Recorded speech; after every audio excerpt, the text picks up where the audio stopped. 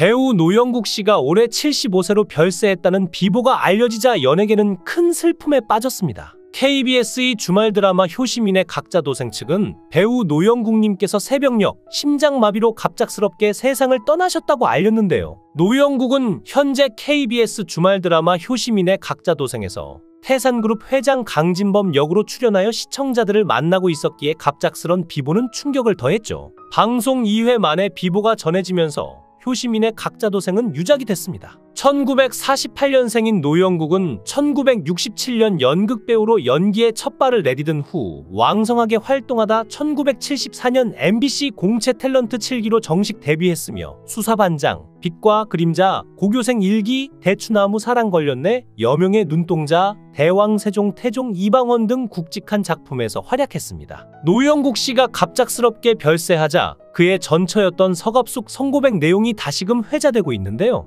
노영국은 13살 연하 배우 서갑숙과 1988년 결혼했다가 1997년 이혼했는데 서갑숙은 지나친 야설이 담긴 책을 출판합니다. 이혼 직후 출판한 책에서 유부남과 연애와 불륜을 저지른 사실을 자서전에서 고백한 내용이 담겨있어 논란이 있었죠. 노영국 씨는 원래 건강이 좋지 않았는데 서갑숙의 자서전 출간 후 창피해서 4년간 숨어 지내기도 하면서 마음고생을 하다가 건강이 악화된 면이 없지 않았는데요. 전 부인 서갑숙이 1999년에 발간한 에세이는 파격적인 주제와 구체적인 성 묘사로 당시 사회적으로 큰 파장을 일으키며 외설 논란에 휩싸였고, 서갑숙은 누드 사진 에세이집도 출간했는데 제목은 뼈 연적 18이었죠. 누드 작업을 진행하고 월간지와 인터뷰하는 등 성은 아름답고 여체는 신비롭다를 설파했으나 시대적인 흐름상 회자만 되고 세상에 용인되지는 못했습니다. 노영국 씨의 갑작스런 비보에 소환된 전부인 서갑숙은 에세이를 출간한 이유에 대해 젊은 남녀들이 성에 대해 생각해 볼 수 있었으면 해서 쓴 거다고 밝혔죠. 주변에서 돈 벌려고 그런 책을 낸 거 아니냐, 가족,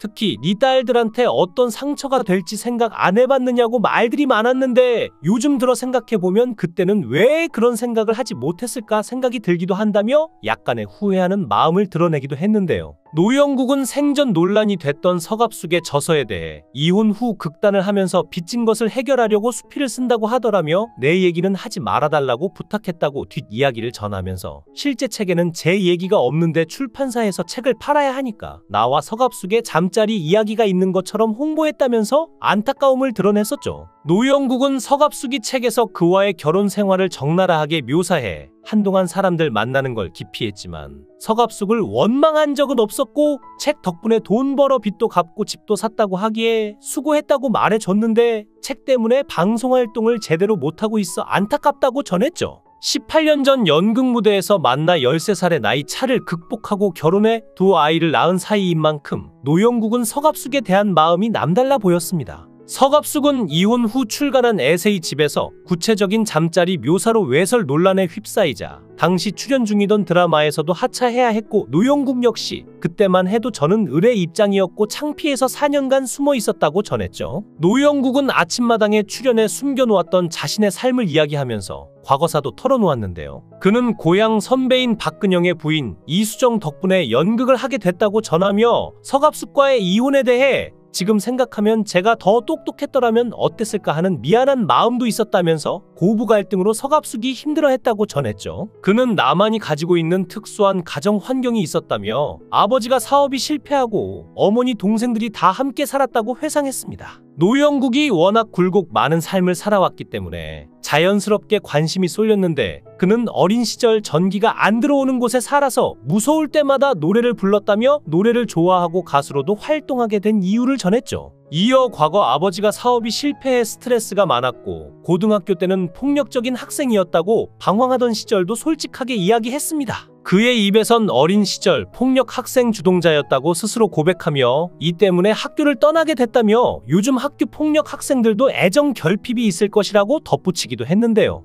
이어 내가 시골의 유교적인 집안에서 자라다 보니 이해하지 못하는 부분이 있어서 서갑숙이 그런 걸 견디다 못해 집을 나갔다고 털어놓으며 다 내 잘못이고 내 책임이라고 생각한다며 잘못이 두 딸에게까지 영향을 미쳤다고 미안한 마음을 드러냈습니다. 한편 서갑숙은 현재 만나는 남자친구가 없다. 성체험 고백서에서 나에게 새로운 경험을 선사해주고 낭만적인 남자라고 소개했던 M과도 완전히 결별한 상태라고 전했죠. 외설 논란 후 방송 활동을 중단했던 서갑숙은 한동안 갑상선 기능 항진증으로 고생했고 지난 20년 동안의 마음고생을 생각하면 숨이 막힌다며 자신의 경험을 사실적으로 털어놓음으로써 지난 삶을 정리하고 앞으로 나아갈 길을 찾고 싶었지만 방송국으로부터 퇴출당하고 말았다고 말했는데요. 참 돈이 뭔지 안타깝습니다. 방송 출연이 막히자 그녀는 그간 실크로드를 배경으로 한 누드 에세이집 향기와 추억에 관한 책, 서갑숙의 추파 등 본업 이외의 일로 자신의 존재를 알려왔는데요. 성인 인터넷 방송국과 영화사의 러브콜은 계속 있었다고 합니다. 하지만 드라마에 출연할 기회는 오지 않았고 마냥 기다릴 수만은 없어 경기도 남양주에 고깃집을 열고 음식점 주인으로 새 삶을 개척하기도 했는데요. 출연하던 드라마에서 하차한 것은 물론 세상의 비난과 질시가 쏟아져 몸과 마음의 병을 얻은 서갑숙은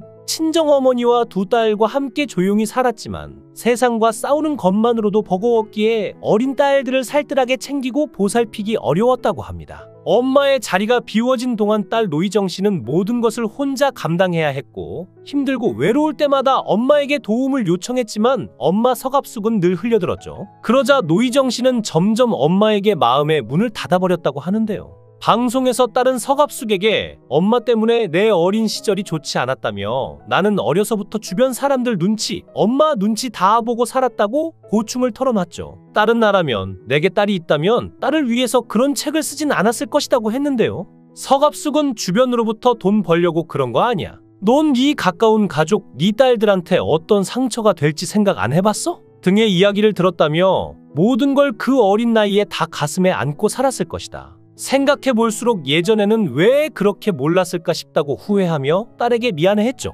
결국 서갑숙은 자신의 인생을 파탄지경으로 만든 책, 그리고 딸까지 불행하게 만든 책의 출간을 무척 후회하는군요. 3년 전 여름 갑상선 기능 항진증이란 진단을 받았어요. 극심한 정신적 스트레스와 식단 개업을 준비하며 쌓인 육체적 피로가 주원인이었던 것 같아요. 그 뒤로 간간히 이런저런 활동을 하긴 했지만 밥도 잘 안 먹고 누워서 뒤척거리다 컴퓨터로 화투나 치고 담배를 피워대는 날이 많아졌죠. 딸이 누릇누릇 시들어가는 모습을 보고 친정 어머니가 많이 속상하셨을 텐데 아무 말 않고 기다리시더라고요. 방송 활동을 중단한 뒤 갑상선 질환까지 앓게 되자 우울하고 절망적인 나날을 보냈던 그녀는 이혼과 함께 양육권을 포기했지만 다시 두 딸과의 재회하게 된 것은 그야말로 하늘에서 내려준 선물과 같았다고 합니다. 3년 전 크리스마스 즈음에 노영국 씨로부터 전화가 왔어요. 두 딸이 커갈수록 아무래도 엄마가 곁에 있는 것이 더 좋을 것 같다면서요. 그래서 기쁘게도 여자들 3대가 한 집에서 살게 되었죠.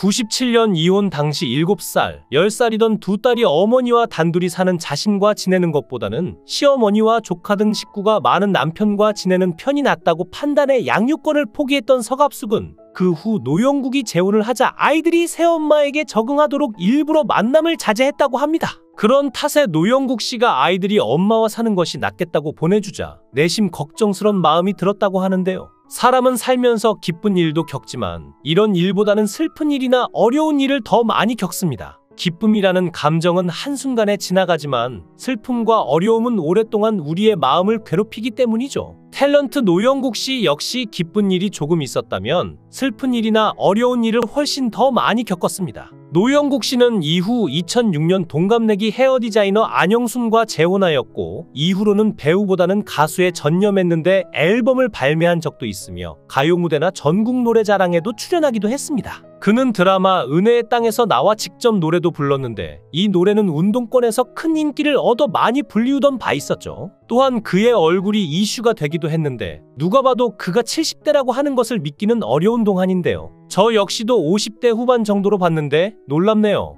그러다 그는 2021년 말 시작된 태종 이방원에서 조준 역으로 캐스팅되면서 배우도 다시금 시작합니다. 노영국은 최근 KBS의 주말 드라마 효시민의 각자도생에서 태산그룹 회장이자 장숙향의 남편 강태민의 아버지 강진범 역을 맡아 시청자들을 만나고 있었는데요. 효시민의 각자도생 측은 이날 배우 노영국 님께서 이날 새벽녘 심장마비로 갑작스럽게 세상을 떠나셨다고 알렸습니다. 이어 갑작스러운 비보의 큰 슬픔에 빠진 유족의 뜻에 따라 장례는 가족 친지들과 동료 선후배들이 참석해 조용하게 치를 예정이라며 다시 한번 고인의 가시는 길에 깊은 애도를 표하며 삼가 고인의 명복을 빈다고 덧붙였는데요. 노영국은 현재 2회까지 방영된 드라마 효시민의 각자도생에서 10회 차까지 촬영을 마쳤기 때문에 노영국의 촬영부는 재촬영 없이 방영되며 대체 배우 투입 등 후속 대처에 대한 부분은 고인의 추모가 끝난 후 논의할 예정이라고 합니다. 배우 노영국의 갑작스러운 별세 소식에 누리꾼들은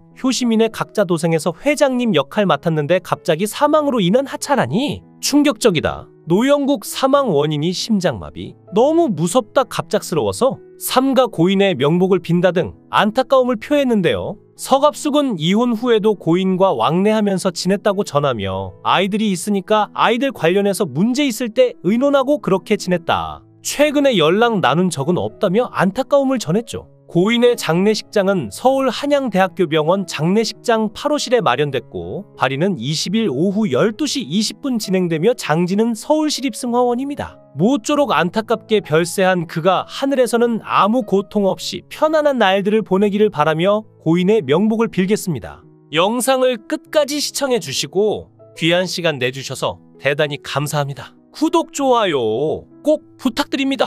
더 좋은 영상으로 보답하겠습니다. 거원행